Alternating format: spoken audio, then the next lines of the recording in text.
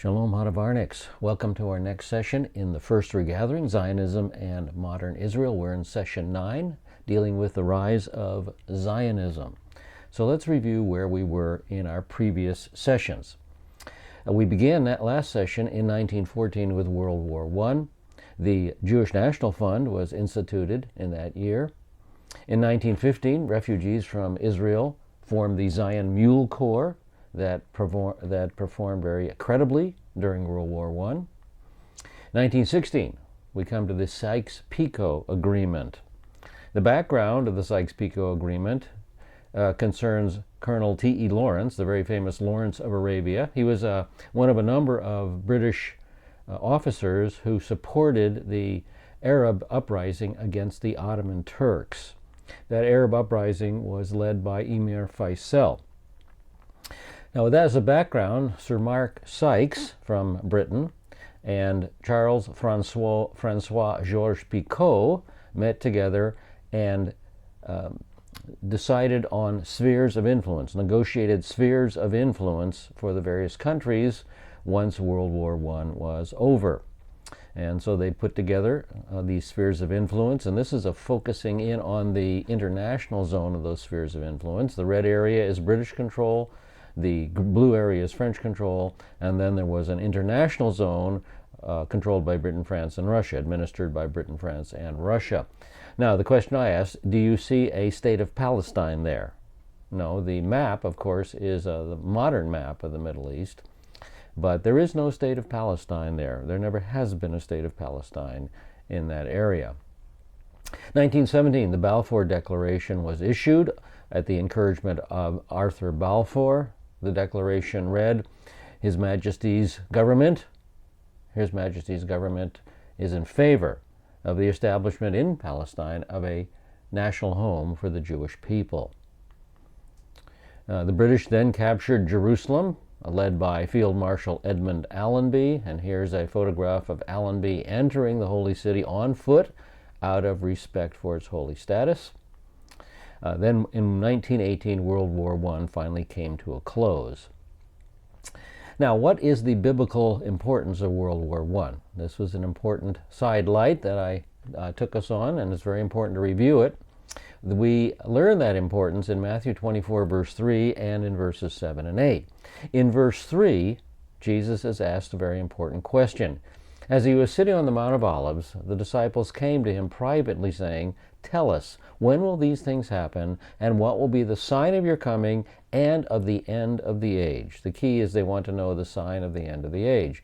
In verse 7 and 8, Jesus answers that question. He says, Nation will rise against nation, and kingdom against kingdom, and in various places there will be famines and earthquakes. But all these things are merely the beginnings of the birth pangs. So nation against nation and kingdom against kingdom are Jewish figures of speech during the first century for a world war. And the term birth pang is a biblical figure of speech for the end days. So the answer to the question, what is the sign of the end of the age? When you see a world war. That is the sign of the end of the age. So World War I marked the beginning of the birth pangs, the beginning of the end of the age. We have been in the last days since 1914. The birth pangs have begun. A Zionist commission was appointed to oversee the Jewish territories in the Jewish community in the mandated area. Chaim Weizmann and Emir Faisal met on a very positive basis, each one stating that they would support the other one's goals and objectives. Weizmann, I will support Arab goals and objectives. Faisal, I will support Jewish goals and objectives. Goals and objectives centering around nationalism, Arab nationalism and Jewish nationalism, forming their own countries. They even signed the Faisal-Weizmann agreement. However, Faisal soon backed out of the agreement because he was unhappy with the fact that the Zionists had to coordinate with the British, and Faisal was not pleased with that. He pulled out of the agreement. The agreement was never published. It was kept confidential at Faisal's request, by the Zionists for many years. There were pogroms in the Ukraine and Poland and in Russia, and this precipitated the 1919 Third Aliyah. Third Aliyah began in 1919.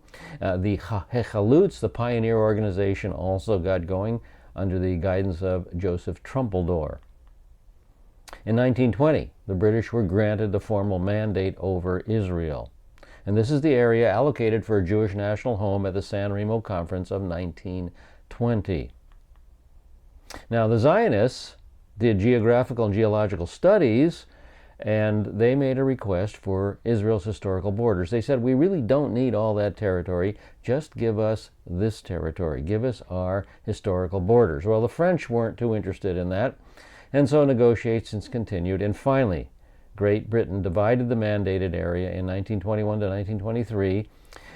Palestine now became the area to the west of the Jordan River, and the area to the east of the Jordan River all became Transjordan, or fell under the Arab influence, while Palestine would fall under the Jewish sphere of influence.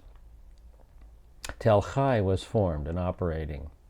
Sir Herbert Samuel became High Commissioner, and here's Sir Herbert Samuel.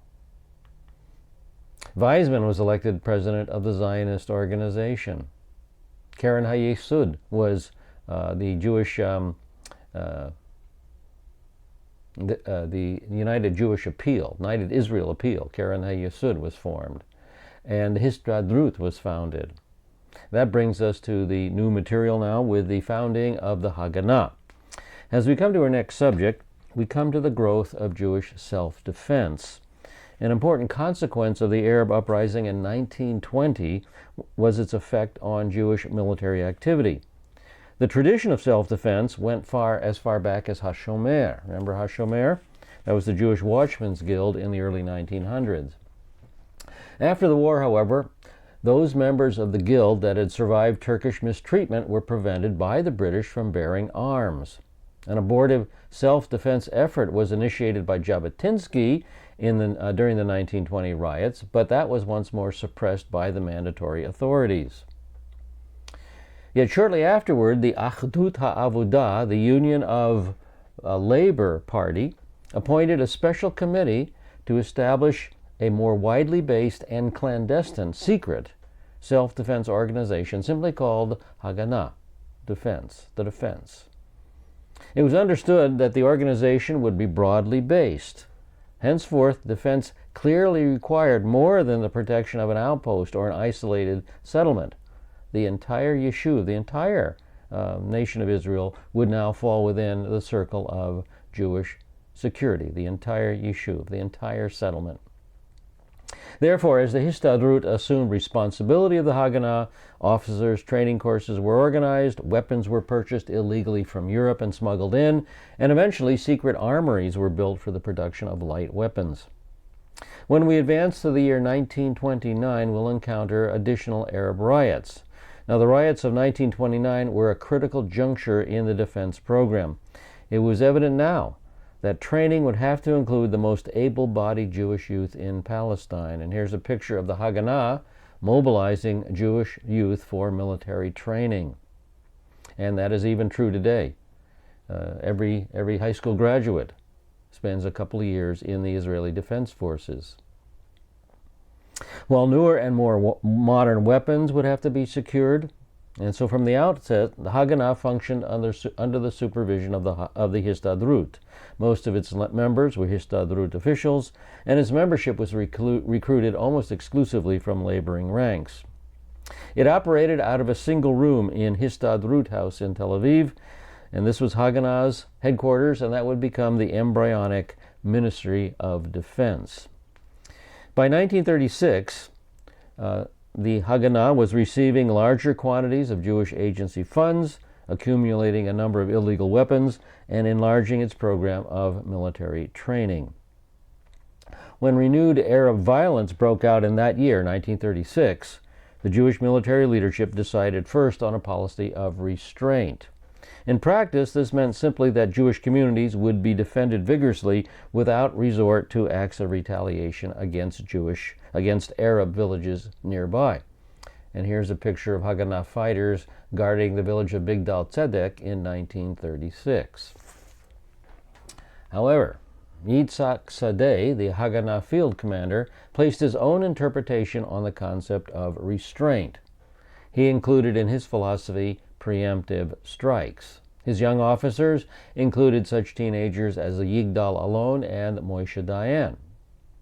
It was Sadeh who taught his youthful commanders to plan ambushes, to organize mobile patrols, to anticipate Arab marauders by striking first. The shift from purely defensive to preemptive tactics was made feasible by an agreement newly reached with the mandatory government. Even before the worst of the Arab attacks, the British had raised no objection when the Jews accumulated a certain quantity of their own weapons for the protection of outlying farm settlements.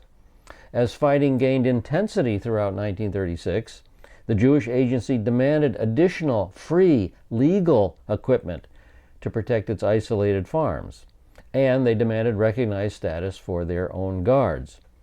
Well, Britain was hard-pressed for military manpower, and so the administration granted these wishes, these requests. So light weapons were distributed to some 3,000 authorized Gafirs. These were uniformed Jewish auxiliary guards who had parallel membership in the Haganah, and the British accepted this situation.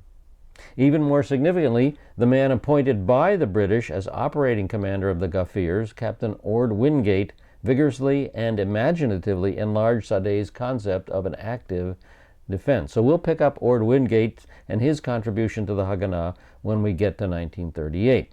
So for right now, let's return back to 1920. So we're back in 1920, and the National Assembly is elected.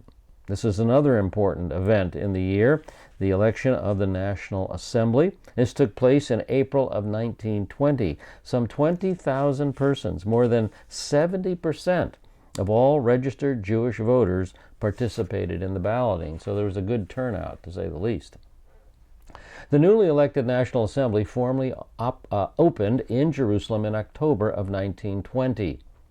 Its 314 members belong to 20 different parties. Things haven't changed much, have they? Its first order of business was to elect a Va'ad Le'umi, an executive board of 36 men and women. Sir Herbert Samuel, impressed by this evidence of Zionist communal purpose, offered the National Assembly certain functional latitude over Jewish religious, cultural, and social welfare activities. So we have here the beginnings of self-government. 1921, the 12th Zionist Congress meets in Carlsbad, Czechoslovakia. Also in 1921, the Arabs riot in Jaffa. Now in 1920, there had been a major Arab riot in Jerusalem. During that year, Sir Herbert Samuel took up his position as British High Commissioner in Israel. His obsession with impartiality led to conciliatory gestures being extended to the Arabs, basically appeasement. The action only encouraged Arab nationalism, and Arab restiveness continued to grow. Renewed trouble began in Jaffa on May 1st, 1921. A ragtag group of Jewish communists brashly marched through the center of town in the wake of a Zionist labor parade, and the incident served the Arab nationalists as a useful pretext. They rioted, and violence extended immediately to the countryside, and soon Petach Tikva and other Jewish farms were besieged. By the time the British troops finally suppressed the last attack at the end of the week, 47 Jews and 48 Arabs had been killed, several hundred others on both sides wounded. Now, the riots in Jaffa emptied the port city of its Jewish inhabitants. The exodus of Jews from Jaffa tripled the population of that suburb known as Tel Aviv. The population of Tel Aviv jumped from 3,600 to over 10,000 because of the incident. Now, the Balfour Declaration had been incorporated directly into the San Remo Mandatory Award. However, in Britain itself, by late 1921, there was growing reservations being expressed at the government's pro-Zionist policy. The tables were turning against Zionism in spite of the original intent of the Balfour Declaration. And remember, here's David Lloyd George, and here is his description of the intent of the Balfour Declaration. David Lloyd George said, "The notion that Jewish immigration would have to be artificially restricted in order to ensure that the Jews would remain a permanent minority never entered into the heads of anyone engaged in framing the policy." That was the intent of the framers.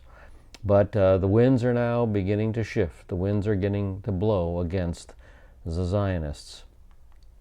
All right, Transjordan was created. In 1921, the British colonial secretary was Winston Churchill. Now, in late March of 1921, he journeyed to the Holy Land.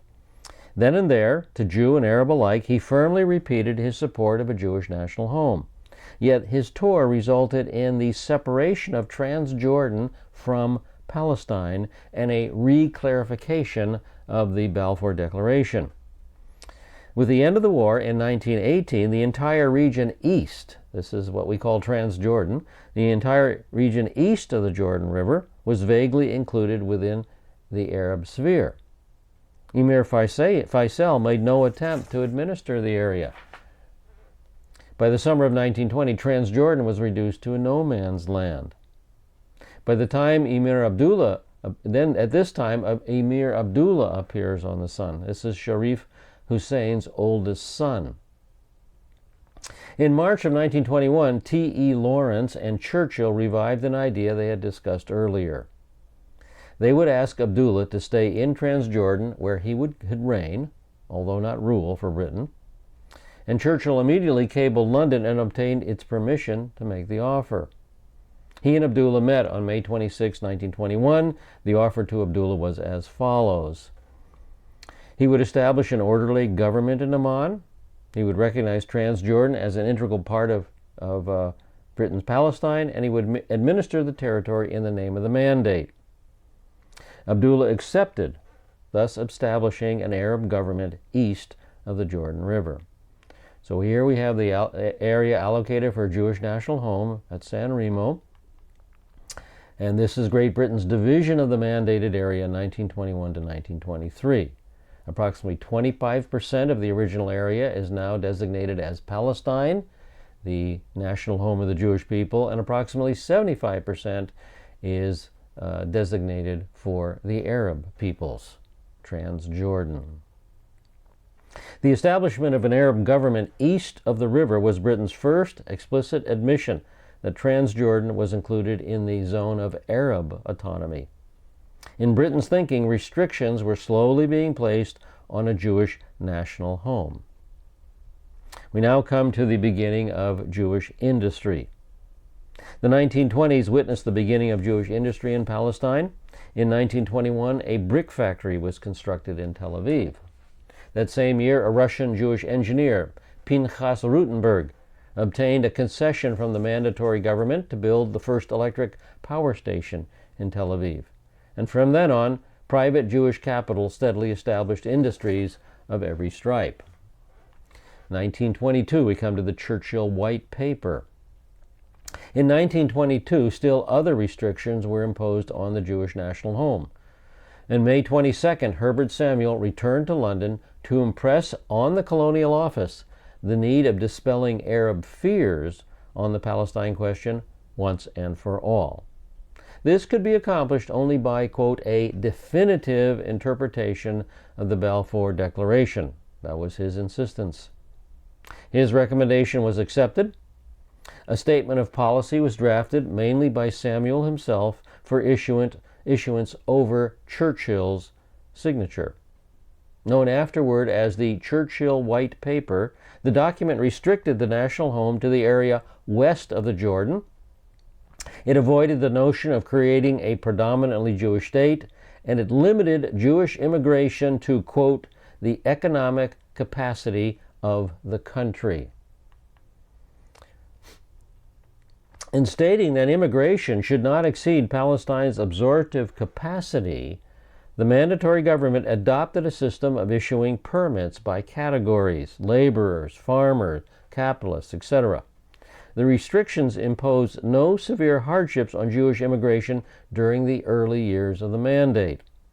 What was ominous to the Zionists, rather, was the precedent established for conceivably more drastic limitations in the future. The draft was submitted to the Zionist organization in June. Fearful of losing British support altogether, Weizmann and the Zionist executive reluctantly signed it. The Arab delegation, on the other hand, rejected it flatly. And nothing's changed over all these years, has it? The Arabs have consistently, flatly rejected compromise. The mixed reception notwithstanding, the government published the Churchill White Paper July 1st, 1922, as the official interpretation of the British mandate in Palestine. So this is really the official reinterpretation of the Balfour Declaration. This is the White Paper of June 1922, the Churchill Memorandum, and it describes British policy in Palestine. And now, within the document, we come to this paragraph, which I would like to place up on the screen. The tension which has prevailed from time to time in Palestine is mainly due to apprehensions which are entertained by both by sections of the Arab and by sections of the Jewish population. These apprehensions, so far as the Arabs are concerned, are partly based upon exaggerated interpretations of the meaning of the declaration, the Balfour Declaration, favoring the establishment of a Jewish national home in Palestine, made on behalf of His Majesty's government on the 2nd November of 1917. Unauthorized statements have been made to the effect that the purpose in view was to create a wholly Jewish Palestine. Phrases have been used such as that Palestine is to become as Jewish as England is Jewish as England is English. His Majesty's government regard any such expectation as impractical and have no such aim in view. See, on this basis, the mandate won swift acceptance in the House of Commons 5 days later, and by the League of Nations, September 29, 1922. So the Zionists had suffered a reverse of sorts, but it was hardly a fatal one. Why? Because the preamble of the mandatory award by the League of Nations, number 1, recited the Balfour Declaration almost verbatim.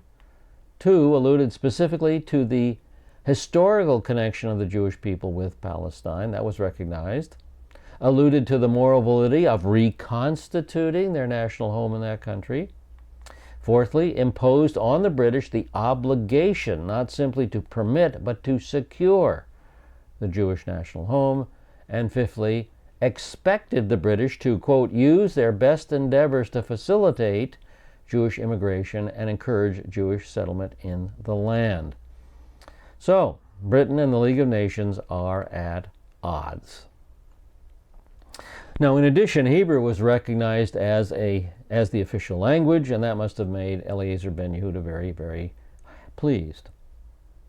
A Jewish agency was authorized to cooperate with the mandatory in the development of national resources and in the operation of public works and utilities. So it was plain that from the beginning to the end, the League Award was framed to protect the Zionist redemptive effort. The British were accordingly invested with full powers, quote, full powers of legislation and administration, in which the obligation was imposed of ensuring self-government for the Jewish people.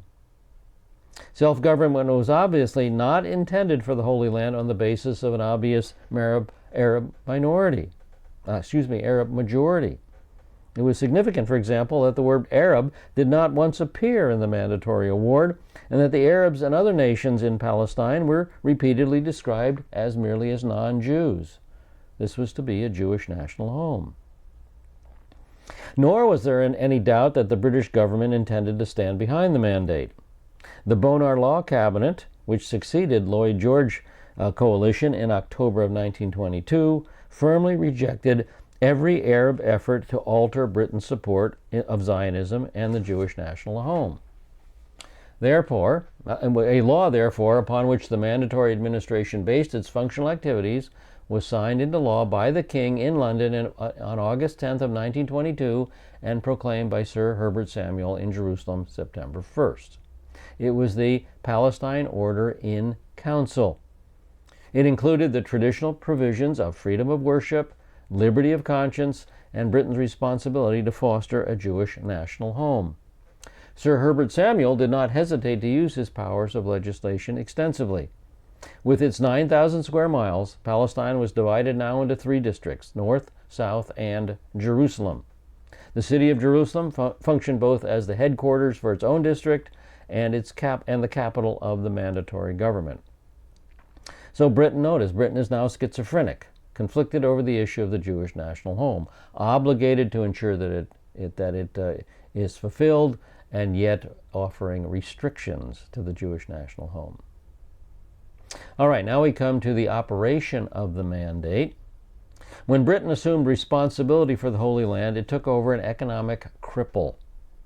Britain's initial efforts in Palestine during the first 2 years of its occupation were devoted simply to restoring a minimal degree of law and order. Perhaps the mandatory's single most impressive accomplishment was the establishment of honest and efficient judiciary, honest and efficient system of courts. The mandatory administration expended much effort and talent as well on fostering agriculture. This was a sector of the economy the Turks had ruinously neglected.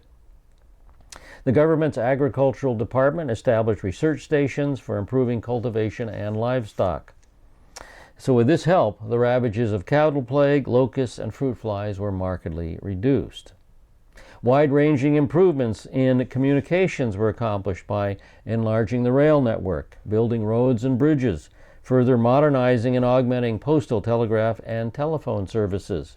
Air links were established with Europe and the rest of the Middle East. An international airport was constructed at Lod, and this eventually became Ben Gurion Airport. This is the Lydda Airport, eventually the Ben Gurion Airport in 1936. Here it is in 1956. It's growing, isn't it? And here it is in 2012. It's a large modern airport today. Here's the entrance to Ben Gurion when you visit Israel. This is the scene you will see, the entrance of Ben Gurion. Here is the waiting area. If you're waiting for your flight, you can wait here, get some food, relax, etc. And this is the reception hall. When you come to Israel, this is where you'll be met by friends, relatives, and your tour guide. Now, unquestionably, there were shortcomings in the government scheme of administration. The Jews complained that the mandatory had virtually abandoned its legal and moral responsibility to foster the economic growth of the Jewish national home. The Arabs benefited most impressively from the government expenditures. The departments of agriculture, public health, and education all concentrated heavily on the Arabs. These weaknesses and inequities notwithstanding, it was soon evident that the improvements wrought by Samuel's administration were light years beyond anything Palestine had ever known before. The High Commissioner himself completed his term of office in 1925. In that month, the Hebrew University was inaugurated on Mount Scopus in Jerusalem, and with the visit of distinguished figures from abroad. Allenby came from Egypt. Balfour came from England. He was moved to tears by the evidence of progress he saw everywhere around him. Now, writing his final summary report for Parliament, Samuel could allude not merely to the organization of a civil police force, the gradual pacification of the country, the excellent legal system and public services. He could refer meaningful as well to the spectacular rise in the Jewish population since 1917, from 55,000 to 103,000 by 1925. Much of this Jewish growth and progress was the result of Zionist enterprise alone.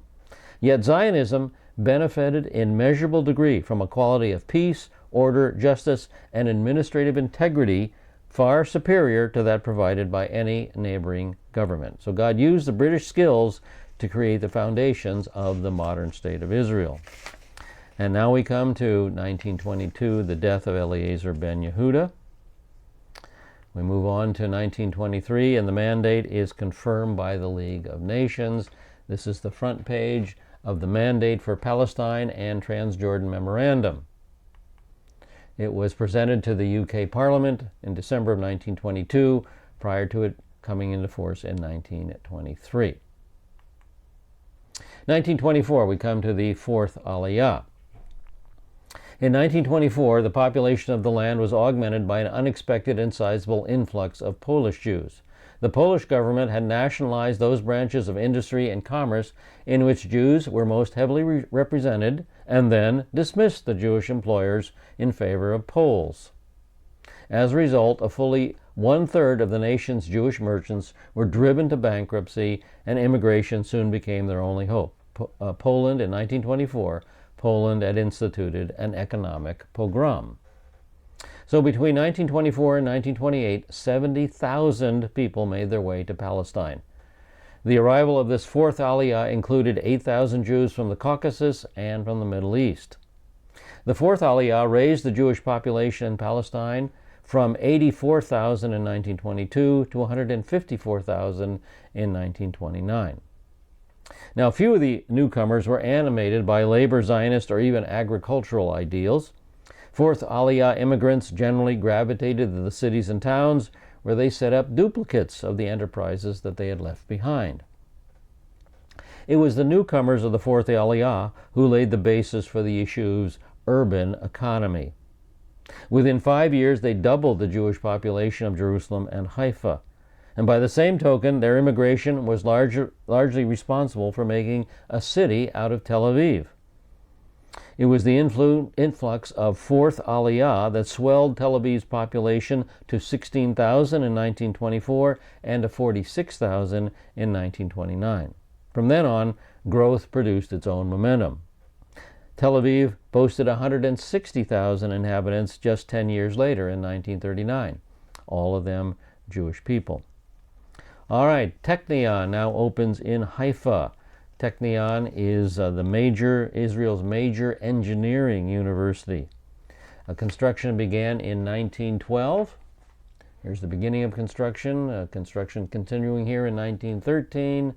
And here is Technion today. Technion. All right, let's move to 1925. Hebrew University in Jerusalem is opened. A Hebrew University had been the dream that began fairly early in the Zionist movement. Weizmann referred to such a dream as early as 1903. This dream came to pass in June of 1925 with the inauguration of the school on Mount Scopus. Judah Magnus, an American-born Reform rabbi, became the chancellor of the school. So here's a photograph of the ceremony of the founding of Hebrew University, 1925. A large crowd met to celebrate that. Here is a couple of pictures of the modern campus, Hebrew University in Jerusalem. 1927, the death of Achad Ha'am, Asher Ginsburg, and here is his grave in Trumpeldor Cemetery, Tel Aviv, Achad Ha'am. Now let's explore the roots of self-government a little bit more. In July of 1927, the mandatory government issued an ordinance formally recognizing a single Jewish community, the Knesset Yisrael, with its own religious and secular organs. The religious organ was the Rabbinical Council that had already been functioning for a number of years. In the secular area, the National Assembly, with its Va'ad Le'umi, now also were granted official status. For the Yishuv, these measures represented a limited but potentially important new avenue for self-government. 1929, the Arabs' riot in Jerusalem. In 1929, Arab restlessness continued to grow. As it happened, violence was to be ignited in a very unlikely location, the old city of Jerusalem. There, Jews and Arabs had been living in close proximity for several centuries. There, abutting the Haram es Sharif complex of mosques, was the venerated Jewish Western Wall, a remnant of the ancient temple. The wall belonged to the Muslim community. By tradition extending back at least to the Middle Ages, the Jews enjoyed an easement to the strip of pavement facing the historic buttress and the right to prayer at the wall itself. So here's a drawing of the Western Wall in the 19th century. You can see the easement and the strip of pavement right up against the wall that the Jewish people were allowed to use for prayer.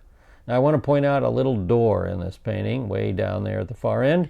You'll see that door in other pictures. It'll help you orient yourself where you are in regard to the Western Wall. Now in 1928, shortly before Yom Kippur, the Jewish sexton at the wall placed a screen on the flagstones to separate men and women, according to Orthodox Jewish practice. The Arabs immediately complained that the status quo had been violated. The British authorities agreed and ordered the screen removed. The Jews complained, but to no avail. Subsequently, the entire Yishuv, religionists and non-observant alike, expressed indignation at the wanton interference with Jewish freedom of worship. The Zionist organization submitted protests to London. The Arabs, meanwhile, appealed to the Muslim world, charging that the Jews intended to seize control of the venerated Al-Aqsa Mosque within the Haram area. And nothing has changed today. The same accusations are still floating around. Here's the Western Wall in 1870, and you can again see the easement and the pavement at the bottom of the wall. There's that little door again, just to help orient you to where the pavement and the easement are. This is prayer at the Western Wall, the Jewish women praying. And this is a look at the Western Wall in 1934, and guess what? We're at that little door this time. So we're at the far northern end of the prayer area in this photograph. And this is the Western Wall today. This is the prayer area today. Here are Jewish men worshiping and praying at the Western Wall today.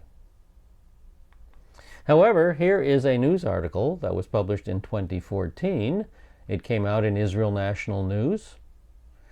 It was headlined, Palestine religious leaders, Jews must not pray at the Kotel. That's the Western Wall. The Palestinian Authority claims the Western Wall of the Temple Mount is part of the Al-Aqsa Mosque, too, and therefore off limits for Jews. Now here's the argument. This is the Al-Aqsa Mosque, located right here. And in this area, we have the Western Wall Prayer Plaza. And the Muslims say that this entire complex, the entire Temple Mount, is the Al-Aqsa Mosque, and that the Jews are trying to take it over. That's the position of the Muslim authorities. The article continues. Allah decreed that the blessed Al-Aqsa Mosque is Islamic and belongs to Muslims alone. It's part of the religious beliefs of 1.5 billion Muslims, and the Jews have no right to it. And again, here's another view of the Temple Mount from the south looking north. There's the Al-Aqsa Mosque, located at the very, very southern end of the Temple Mount. And to the west is the Western Wall Prayer Plaza, located right here. And again, this entire complex is determined by the Muslims to be the Al-Aqsa Mosque. The whole thing is the Al-Aqsa Mosque, according to their position. And they continue in the article. No party, no matter how much power and international support it has, can change this established fact by giving the Jews any right to it, or the right to pray in any part of it. The Al-Aqsa Mosque includes all its courtyards, see all of the Temple Mount, and specifically its Western Wall. So there's the argument, even down to today. Back to 1929. At the initiative of the Mufti's Supreme Muslim Council, Arab workers set about building operations in the neighborhood of the wall to interfere with Jewish worship. An especially noisy Muslim religious ceremony was launched to disrupt Jewish prayers there. Months of protests and counter-protests followed.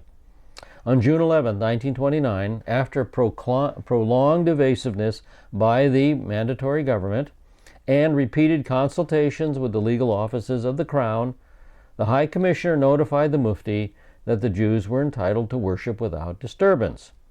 The building operations might continue, provided that no disturbance caused was caused to Jewish worshippers during the customary times of prayer. Neither Jews nor Muslims were satisfied with the decision. On August 16th, a right-wing Jewish youth group sought permission to conduct a peaceful march on the wall. The British acting High Commissioner, Sir Harry Luke, approved the youth group's request. Immediately, the Muslim leadership organized a turbulent counter-demonstration near to the wall, delivering inflammatory speeches and provoking minor skirmishes. During the subsequent week, Muslim agitators traveled throughout the country, exhorting the peasantry to protect Al-Aqsa against Jewish attacks. Finally, on the night of August 23rd and the next morning, crowds of Arabs armed with weapons poured into Jerusalem. The newcomers gathered near the mosque courtyard to be harangued by the Mufti. Then at noon, an Arab mob attacked the Jewish quarter, and violence spread rapidly to the other areas of Palestine, resulting in massacres in Hebron, Jaffa, and Tel Aviv. In the late afternoon, Arab bands descended on the Orthodox Jewish community in Hebron, murdering 67 and wounding 50 inhabitants. Other assaults were carried out in Haifa and in Jaffa and in Tel Aviv. Numerous Jewish agricultural villages were also attacked. The Royal Air Force contingent in Amman, Jordan, was inadequate to restore order, while the Arab police were sympathetic to the rioters. The acting High Commissioner was obligated to telephone Egypt for military assistance, but the main body of troops did not reach Palestine until 3 days afterward. Order was not restored until August 28th, 5 days later. By then, 133 Jewish people had been killed, 399 wounded. The Arabs had suffered 178 casualties, in which 87 had been killed. The High Commissioner rushed back from England and issued a proclamation on September 1st that furiously condemned the Arab atrocities. He then proceeded to levy heavy collective fines on Arab towns and villages. However, the effect of these measures was soon dissipated.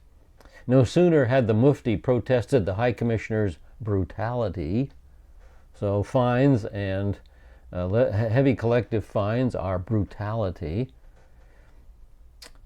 So as soon as the Mufti had protested the High Commissioner's brutality, the High Commissioner issued a second proclamation a few days later, stating that an inquiry into the conduct of both sides would be held as soon as possible.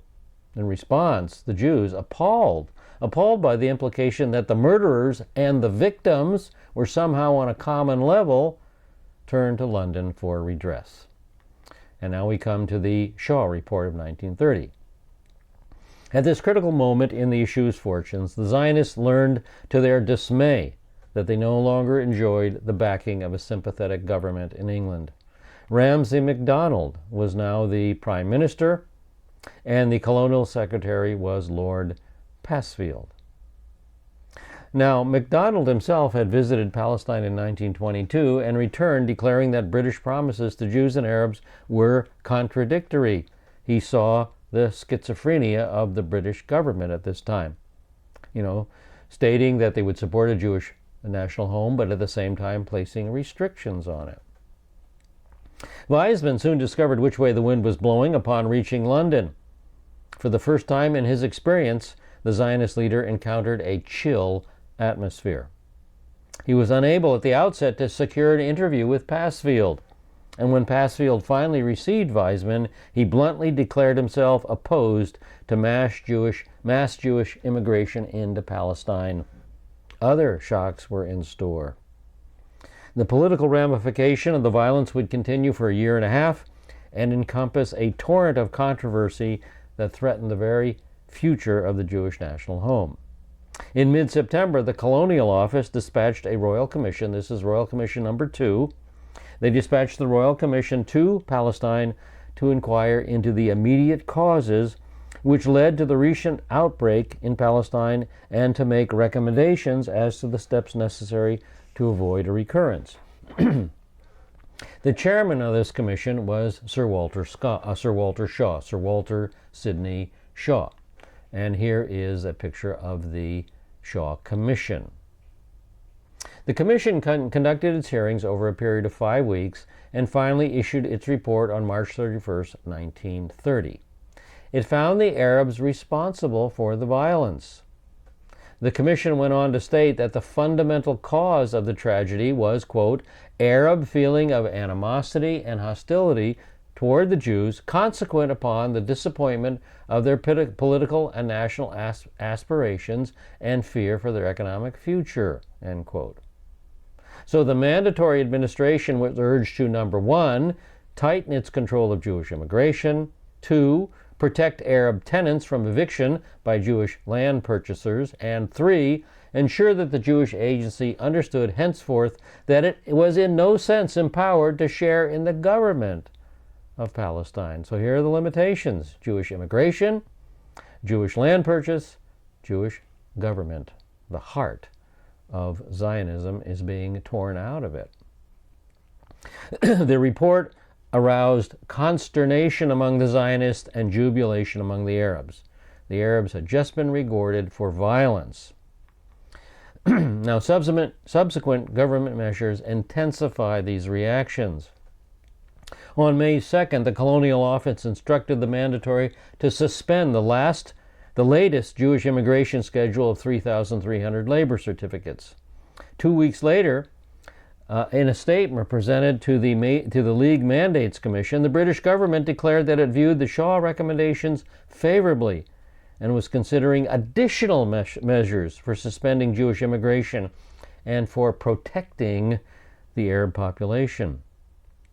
Although the League body rejected the contention that Arab rights could best be protected by limiting Jewish immigration and land purchases, London, nevertheless, proceeded to explore further the recommendations outlined in the Shaw Report. So London is at odds with the League Mandate.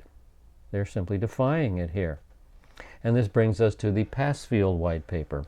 In May, London dispatched Sir John Hope Simpson to Palestine. Hope Simpson embarked upon 3 months of travel and investigation and aerial surveys of land holdings. He then issued a massive 185-page report of his own, October 20th, 1930. Here is the John Hope Simpson report. It was Hope Simpson's conclusion that the land available to Arabs was less than previously had been believed. The Arabs, he said, gradually were being driven off the soil by Jewish land purchases and the Jewish National Fund policy of not reselling to Arabs or allowing them employment in Jewish tracts. He felt that this was a distinct breach of the mandate. The report doubted Palestine's capacity to sustain any meaningful industrial growth, which of course is ridiculous, especially from our vantage point of 2019. Further measures should be taken to restrict both Jewish immigration and Jewish land purchase. So again, a knife is being driven into the heart of Zionism. Hope Simpson expressed his personal belief that when all development schemes were in full operation, there would be room in Palestine for 20,000 additional immigrant families, about 100,000 people, and of these, not more than half should be Jews. The Zionists, shocked and angered, were not tardy in rejecting Hope Simpson's data and conclusions. They too saw the knife being plunged into the heart of Zionism. The man had grossly underestimated the amount of cultivatable land in Palestine and had overestimated the quantity required either by Arabs or by Jews. His attempt to blame Jewish immigration for Arab village poverty was libelous and inflammatory. In contrast, there had been a dramatic rise in Arab living standards as a consequence of Jewish settlements. The irrefutable evidence was that Arab immigrants, no less than Jews, were flooding into the country as a result of new economic opportunities provided by the Jewish national home. And this is the point of Joan Peters' book, From Time Immemorial. Read this book. She documents very clearly that there was a tremendous Arab influx into the land because the Jewish community was providing economic opportunity. the Palestinians, the Arabs, were not there from time immemorial. And so she throws the false claim right back in their face, using it as the title for her book. They were not there from time immemorial. That is her contention. They came there because the Zionists, the Jewish people, came and provided economic opportunity. Now, before these arguments could be marshaled against the Hope Simpson report, an official statement was made on the same day, October 20th, the same day that the Hope Simpson report was published. It took the form of a 23-page white paper issued by Lord Passfield, the Passfield White Paper. The document proceeded to skewer virtually every Zionist hope for the future. For example, it stated, "There remains no margin of land available for agricultural settlement by the new immigrants with the exception of such undeveloped lands as the various Jewish agencies hold in reserve." Now, Hope Simpson could be excused for his error because he didn't count on Jewish ingenuity or on God's blessing. Here's an article by Wikipedia dealing with agriculture in Israel. Agriculture in Israel is a highly developed industry. Israel is the major exporter of fresh produce and a world leader in agricultural technologies, despite the fact that the geography of Israel is not naturally conducive to agriculture. You see, he could be excused for a big mistake. He didn't count on Jewish creativity or God's blessing. More than half the land area is desert, and the climate and lack of water resources do not favor farming. Only 20% of the land area is naturally arable.